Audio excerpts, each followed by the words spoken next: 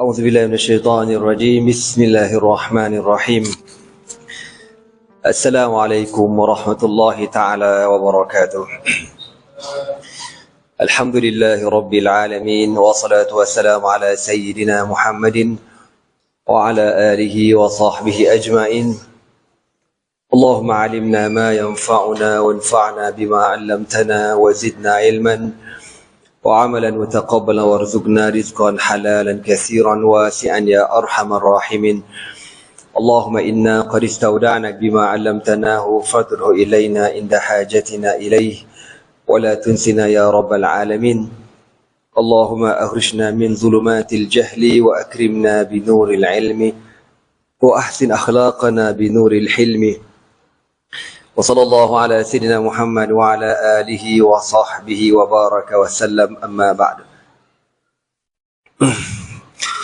Alhamdulillah, bersyukur kita kepada Allah Subhanahu wa taala kerana dengan taufik dan hidayahnya dapat sama-sama kita menunaikan salat maghrib secara berjemaah, dan alhamdulillah Allah Subhanahu wa taala masih lagi mengizinkan kepada kita untuk meneruskan ibadat puasa Ramadan. Semoga Allah Subhanahu wa taala menerima segala amal ibadat kita yang telah berlalu dan Allah memaafkan segala kekurangan, kesilapan, ketelanjuran kita di sepanjang-panjang hari Ramadan yang telah berlalu dan yang akan datang. Dan Allah Ta'ala yang mana rahmatnya maha luas, dia sentiasa memaafkan kita, hamba yang diuji dengan pelbagai ujian. Muslimin muslimat yang dirahmati Allah sekalian. Dalam tempoh yang ada ni, sebelum saya berceritalah sedikit sebanyak perkembangan di Gaza, Allah Subhanahu wa taala berfirman di dalam Al-Quran, A'udzu billahi minasyaitonir rajim, Bismillahirrahmanirrahim. Alhaakumut takatsur hatta zurtumul maqabir كلا سوف تعلمون ثم كلا سوف تعلمون كلا لو تعلمون علم اليقين لترون الجحيم ثم لترونها عين اليقين ثم لتسألن يومئذ عن النعيم صدق الله العظيم. Surah ini terkenal dengan panggilan surah At-Takatsur, yang semua orang hafal lah surah ni kan. Kalau tak hafal, kau mati lagi bagus. Nak kabarnya gitu. Surah yang kita kena hafal daripada kecil lagi. Surah At-Takatsur ni, dia ada sejarah dalam hidup saya. Sejarahnya apa tuan-tuan? Pertama kali anda dengar penafsiran surah Alhaakumut Takatsur ini tahun 1998, bulan Zulhijjah. Tahun 1998. Masa tu anak dah tahun akhir di Syria. Lepas tu berpeluang buat haji kali pertama. Direkaskan cerita, pergi hajilah daripada Syria ke Makkah. Jadi pada hari kita nak ke wukuf di Arafah tu, kebetulan kita orang join satu rombongan. Dalam rombongan tu ada tuan guru almarhum Tuan Guru ni Abdul Aziz, ya, Menteri Besar Kelantan masa tu. Jadi dia bagi tazkirah sebelum kita bertolak. Itulah kali pertama ana dengar penafsiran Alhaakumut Takatsur. Itu kira kita dekat Syria tu dah lebih 6 tahun belajar. Tapi kita tak pernah terlintas di benak fikiran apa makna Alhaakumut Takatsur.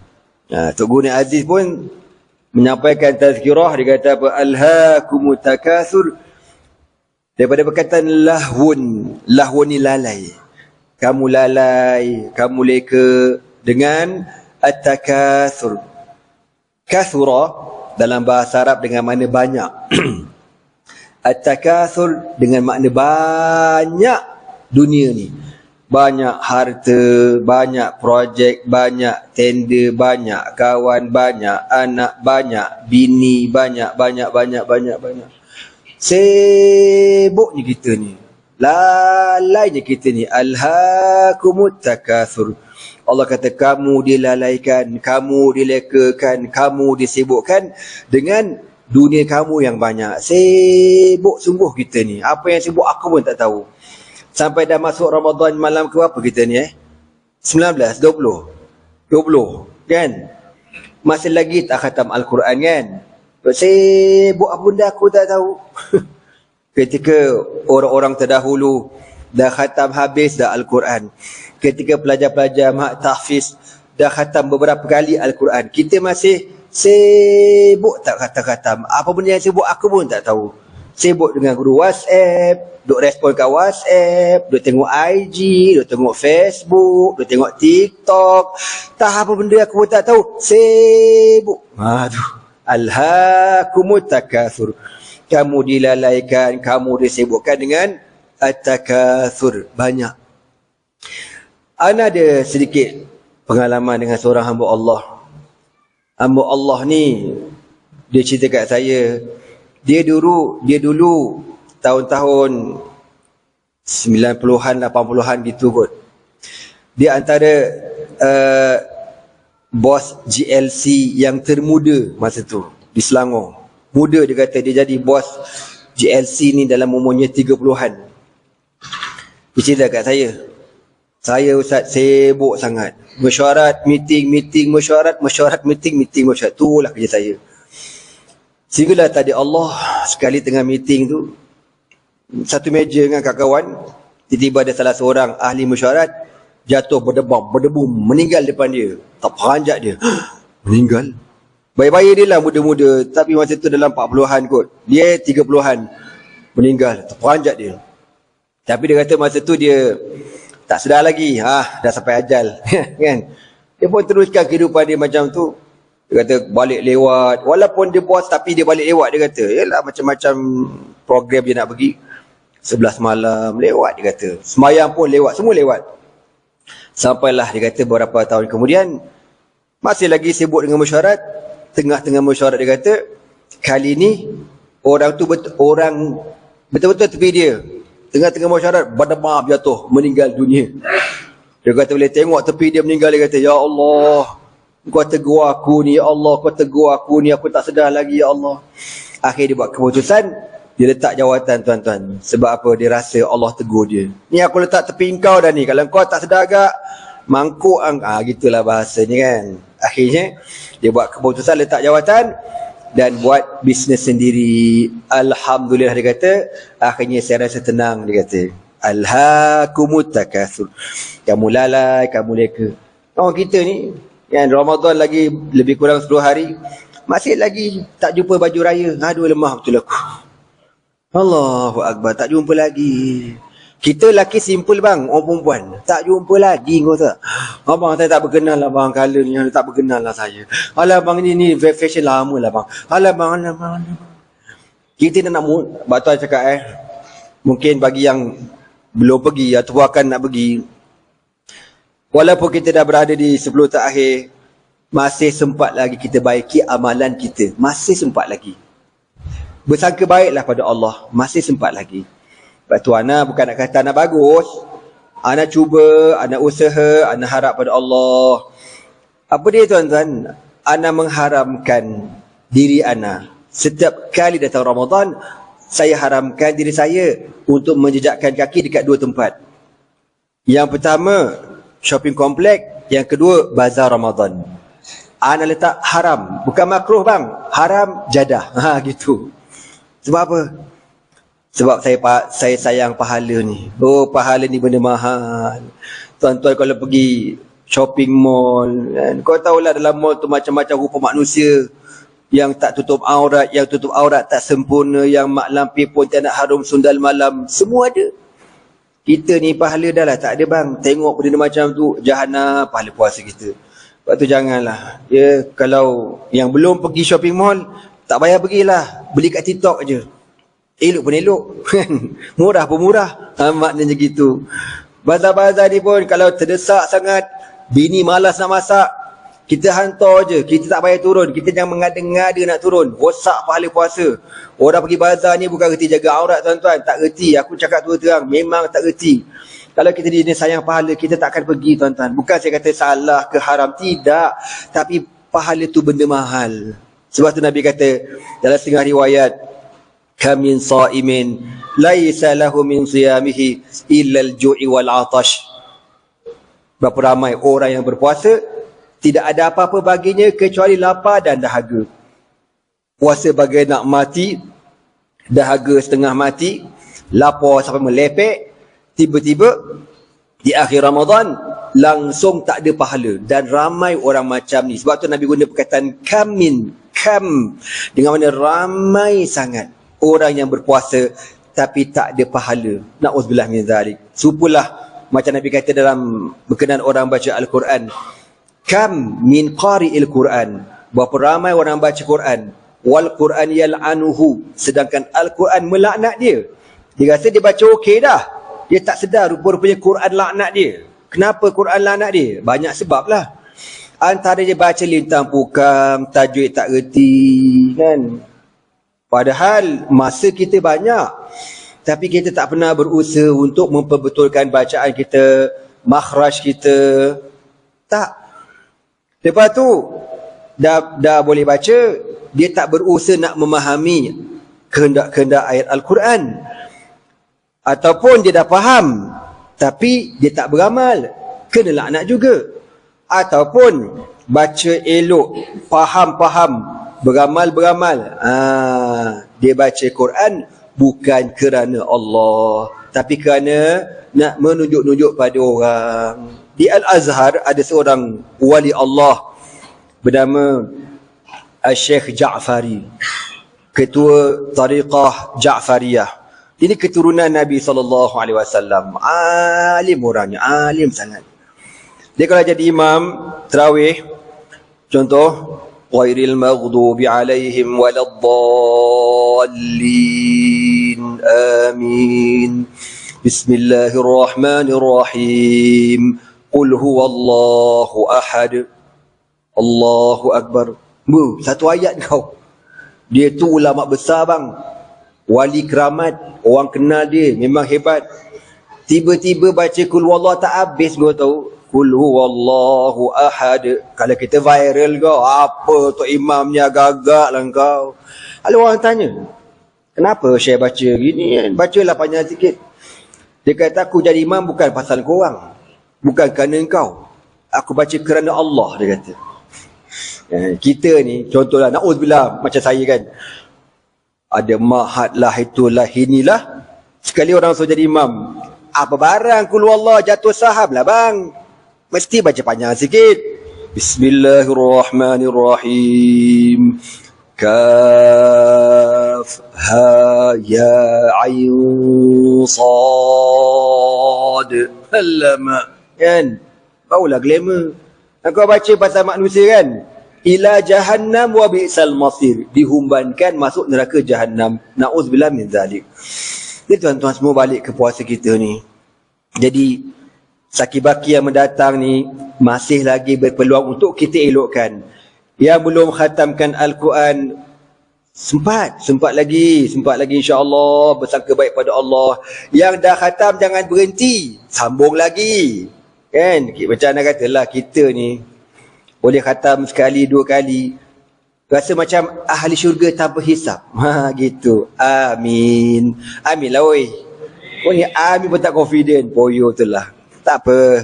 Kita kan lemah tuan-tuan. Ana ada jumpa seorang ustaz tahfiz sebelum Ramadan daripada Aceh.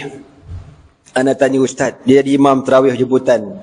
Ana tanya ustaz, disiplinnya satu hari ustaz baca berapa juzuk? Dia kata kalau bukan Ramadan, saya baca 3 juzuk ustaz, sebab tak sempat mengajar kelas dan sebagainya. Dia ada mengajar sekolah kan. Kalau Ramadan kita cuti, jadi masa tu banyak ustaz. Berapa? Sehari mesti baca 10 juzuk. Masya Allah, 10 juzuk bang. 3 hari khatam kan. 10 juzuk sehari, 3 hari khatam. Maknanya dalam Ramadan tu banyak kali dia boleh khatam tuan-tuan. Kita ni entahlah labu. Ada seorang pendakwah daripada Mesir. Meninggal dunia tahun lepas. Kalau tak salah mana dia meninggal 2 ataupun 3 Syawal macam tu. Masa dia sakit, kawan dia ziarah dia, kata dia sedih lah, dia tengah sakit, dia sedih-sedih, dia kata aku sedih sangat. Kenapa kau sedih? Kawan tanya. Kau akan hafiz, jemput jadi imam. Aku sedih, dia kata. Kenapa? Sebab tahun ni, mana tahun dia meninggal tu, dia kata dia hanya sempat khatam Quran sebanyak 16 kali sahaja. 16 kali tu sedih bangun. 16 kali, kita 16 kali mustahil bangun, mustahil. Kan? Ibarat 16 kali tu kalau kau jadi menantu Imam Mahdi lah, mustahil. Menantu Nabi Isa kita, mustahil. Bila kawan dia tanya, 16 kali kau kata kau sedih. Aku sedih, kenapa? Sebab tahun lepas aku khatam dalam Ramadan 26 kali, dia kata. Ya Allah. Lepas tu dia meninggal. Kan? Sebab tu di hari akhirat, orang yang banyak beramal ni akan menyesal. Yang banyak beramal, bila dia tengok amalan dia tu rupa-rupanya tak banyak mana pun, padahal dia banyak beramal. Quran tak tinggal, tahajud, Quran, qiyamul lail, sedekah tak putus.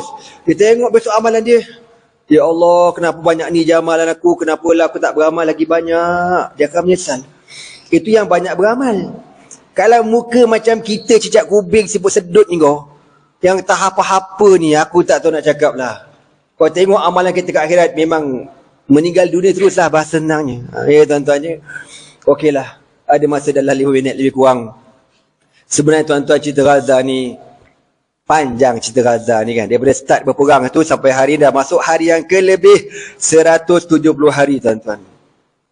Lebih 170 hari. Sebab tu bila saya kata orang Gaza dengan kita, walaupun dia orang puasa sama dengan kita pada tahun 2024 dalam Ramadan yang sama, tapi saya yakin 1000%, 1,000%, tuan-tuan, pahala orang di Gaza tak sama dengan kita dekat Malaysia. Betul ke tak betul? Betul lah. Sama mendatang apa? Diorang dalam keadaan berpuasa, berjihad fi sabilillah. Qiyamul lail, berjihad fi sabilillah. Perut lapar, berjuang berjihad fi sabilillah. Dalam keadaan berperang, sempat lagi baca Al-Quran. Nak dapat mana benda macam ni? Sedangkan dalam Ramadan, ibadat sunat yang kita buat, nanti kita contoh, kita semayang qabliyah 2 rakaat, isyak, maghrib, isyak ba'diyah 2 rakaat. 2 rakaat sunat tu, selain daripada Ramadan, pahalanya memang pahala sunat lah. Tetapi dalam Ramadan, pahala sunat qabliyah ba'diyah itu Allah angkat sama seperti fardu subuh. Gitulah bahasa mudahnya. Kalau kita semayang contoh tarawih 2 rakaat ni, betul-betul semayang bacaannya semua, pahalanya seperti kita semayang subuh 8 waktu. Kau jangan main. 8, bukan 8 rakaat bang. Subuh mana ada 8 rakaat. Kau agak-agak lu. Itu nak beritahu level ibadat sunat dalam Ramadan. Itu bagi semua umat Nabi Muhammad. Tapi dekat Gaza, special. Ditinggikan amalannya, pahalanya. Sebab apa? Sebab mereka hidup fi ardil murabitin, di bumi para pejuang mujahid fi sabilillah. Okey, perkembangan tentang Gaza. Walaupun peperangan masih berlaku, tapi tak sedahsyat yang sebelum Padillah, ya, yang 100 hari awal tu memang tu. Sekarang ni yang anda tengoklah, yang Al-Qassam update video-video kan, dia orang lebih kepada serangan hendap melalui sniper. Al-Qassam ni subhanallah, dia orang cipta sniper tuan-tuan, boleh menembak sejauh 2 kilometer. Bapak 2 kilometer ni juling biji mata kau tahu, nak tengok. 2 kilometer jauh kau tahu. Lepas tu je nak kira kelajuan angin, peluru tu tak lari, tak melilau. Tapi subhanallah, tepat dengan izin Allah Subhanahu wa taala. Yang terbaru, Al-Qassam berjaya menembak salah seorang ketua pasukan sniper yang paling digeruni dalam tentera Israel. Sniper tu paling power dalam pasukan Israel, berjaya ditembak oleh sniper Al-Qassam. Alhamdulillah, takbir, Allahu Akbar. Nah, dia ingat dia padu dah kan? Dia lupa malaikat maut lagi padu pada dia. Tengah-tengah ada skodeng, Al-Qassam skodeng daripada jauh. Tapi ana pelik Al-Qassam kan. Dia boleh, mungkin dia dah follow ke macam mana, wallahu alam, dalam keadaan diorang ni serba kekurangan.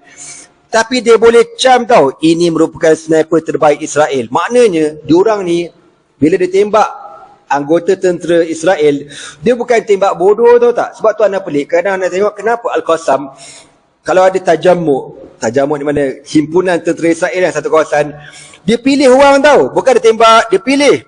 Maknanya jadi senarai nama. Ni confirm. Ni pegawai tertinggi. Ini pegawai bla bla bla bla. Dia ada belaka senarai bang. Itu hebatnya Al-Qassam. Lalu, alhamdulillah, sekarang Al-Qassam masih meneruskan penentangan mereka terhadap Zionis Israel laknatullah.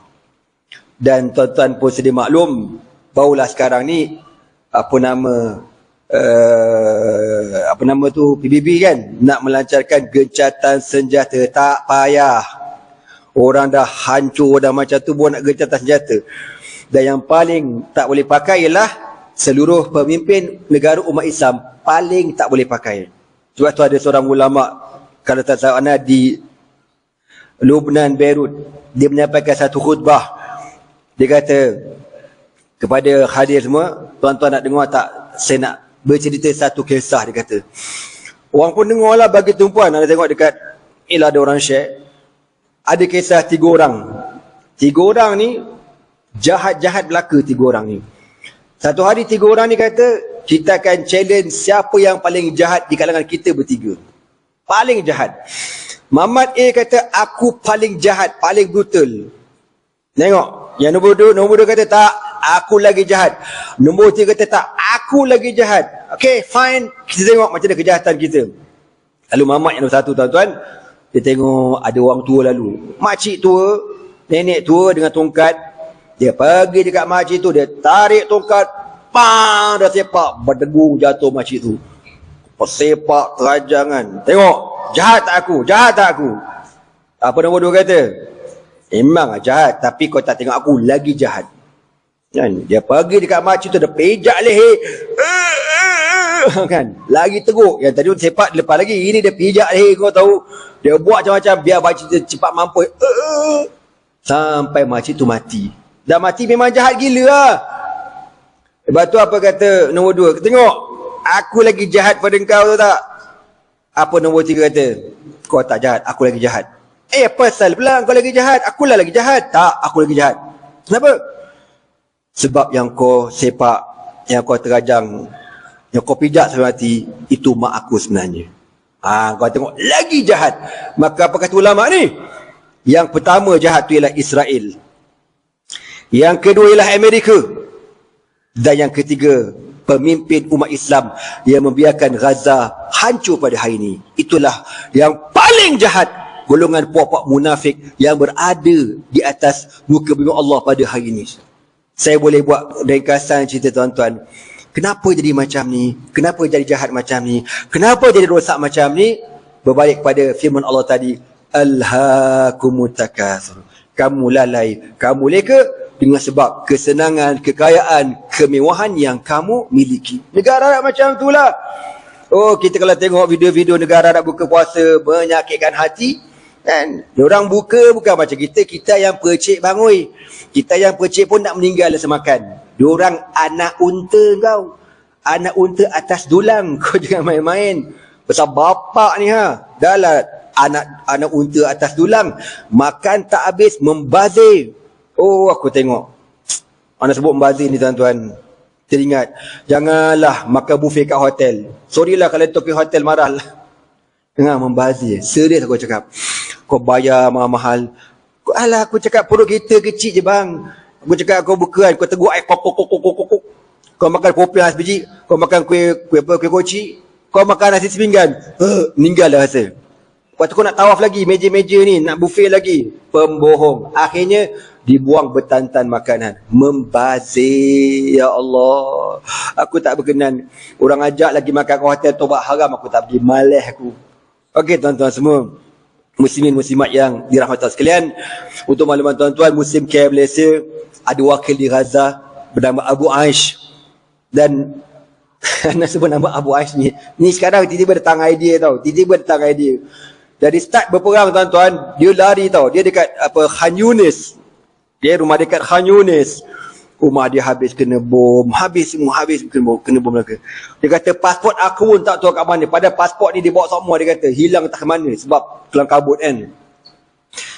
Anak dia alhamdulillah selamat. Tapi ramailah keluarga habis mati lah.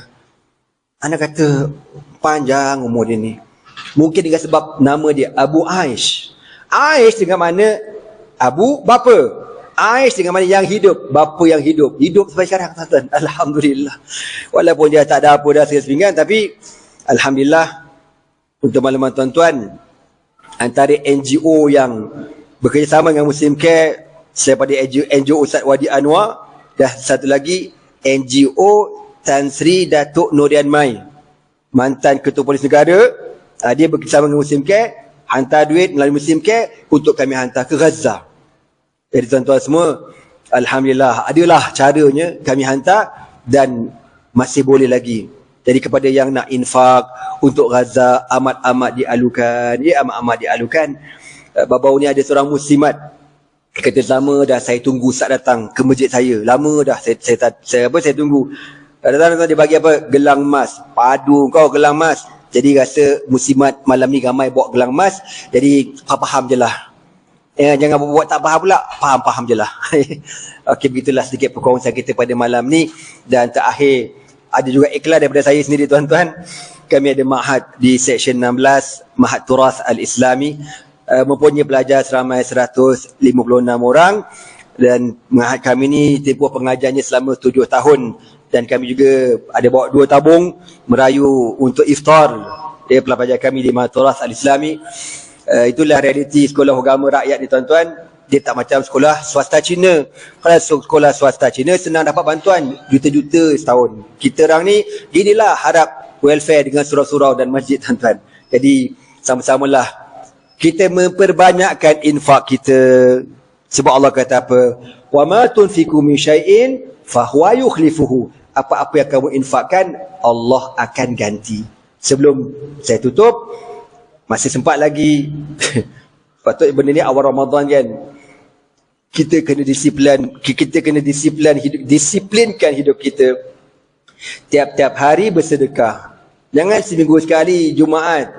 Tiap-tiap hari kena bersedekah.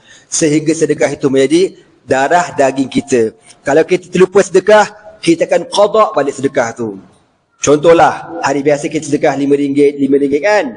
Ramadan pula Jumaat kita kena up RM10. Istiqamah macam tu. Bila kita istiqamah, insya-Allah Allah Taala akan bagi sesuatu yang special dalam hidup kita. Jadi sekali sudah hulu sebagai sedikit perkongsian, semoga ianya bermanfaat. Teruskan membantu berdoa untuk umat Islam di Gaza. Aku qouli hadza wa astaghfirullah li wa lakum. Wassalamualaikum warahmatullahi taala وبركاته. سبحانك الله وبحمدك أشهد أن لا إله إلا أنت أستغفرك وأتوب إليه. بسم الله الرحمن الرحيم. والعصر إن الإنسان لفي خسر إلى الذين آمنوا وعملوا الصالحات وتواصوا بالحق وتواصوا بالصبر. اللهم إنك عفو تحب العفو فاعف عنا يا كريم. والله سبحانه وتعالى أعلم بالصواب. تكبير.